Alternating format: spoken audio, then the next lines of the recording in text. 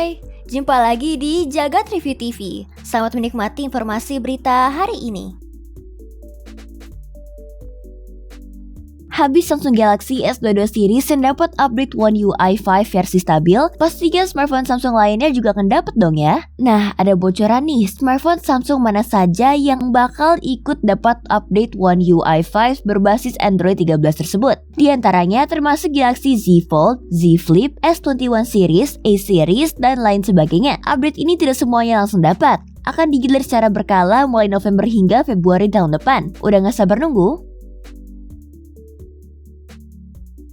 Google Chrome tidak akan lagi didukung di Windows 7 dan Windows 8 atau 8.1 pada Februari 2023 mendatang. Google Chrome versi 110 akan menjadi update terakhir yang diberikan Google untuk dua versi lawas Windows tersebut. Tentunya ini bukan hal yang mengejutkan ya. Microsoft sendiri juga akan menghentikan program Extended Security Updates untuk Windows 7 dan 8 pada 10 Januari 2023. Apakah pengguna dua Windows tersebut masih banyak? Di Indonesia sendiri pengguna Windows 7 hanya tersisa 10% saja. Sedangkan Windows 8 atau 8.1 di bawah 4%. Sangat jauh dari Windows 10 dan 11 ya. Mengingat Windows keluaran lama juga lebih rentan dengan serangan keamanan, cukup masuk akal jika Google menghentikan layanan Chrome mereka ya. Kalian sendiri ada yang masih pakai Windows 7 atau Windows 8?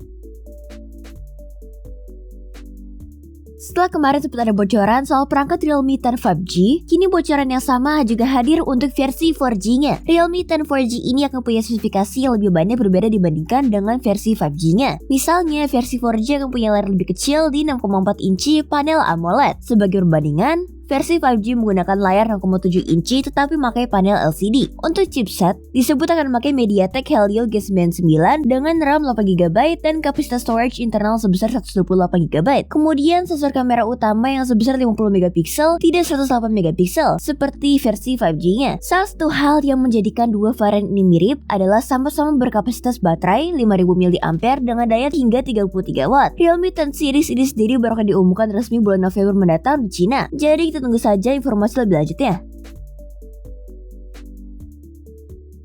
Overclocker asal Swedia, Elmore, sukses memecahkan rekor overclocking dunia menggunakan Intel Core i9 13900K dengan clock speed 8,812 GHz. Selama lebih dari 8 tahun, rekor overclocking tertinggi dipegang oleh AMD FX 8370 dengan clock speed 8,722 GHz. Menggunakan liquid nitrogen, Elmore memaksa i9 13900K berjalan di clock speed 8,812 GHz pada temperatur minus 195,8 Celcius. Proses overclocking itu berjalan di atas motherboard Asus ROG Maximus Z790 Apex dengan RAM 32GB DDR5.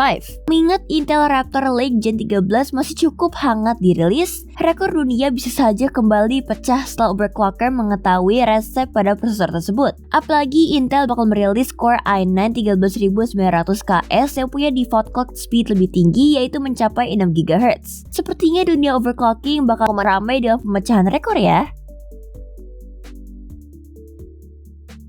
YouTube akhirnya memperbaharui desain tampilan platformnya untuk versi website dan mobile. Tampilan baru YouTube kali ini hadir dengan desain lebih modern dan imersif, tetapi tetap memberikan kontrol dan penggunaan yang masih sama seperti dahulu. Salah satunya ada mode ambient yang membuat warna pada latar belakang aplikasi bisa beradaptasi sesuai dengan warna video yang sedang berjalan. Fitur ini akan tersedia untuk platform YouTube versi website dan mobile dengan tema gelap atau dark mode. Gak hanya itu, ada fitur baru pinch to zoom turut hadir untuk YouTube mobile. Jadi pengguna bisa memperbesar atau memperkecil tampilan videonya dengan lebih mudah.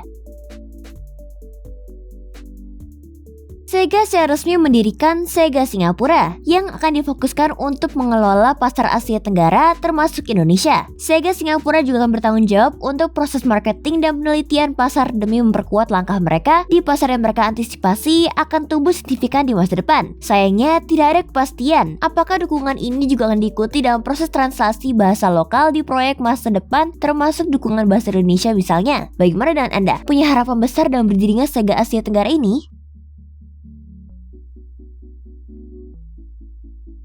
Jadi, gimana menurut kamu berita hari ini? Ingin selalu up to date dengan informasi teknologi terkini?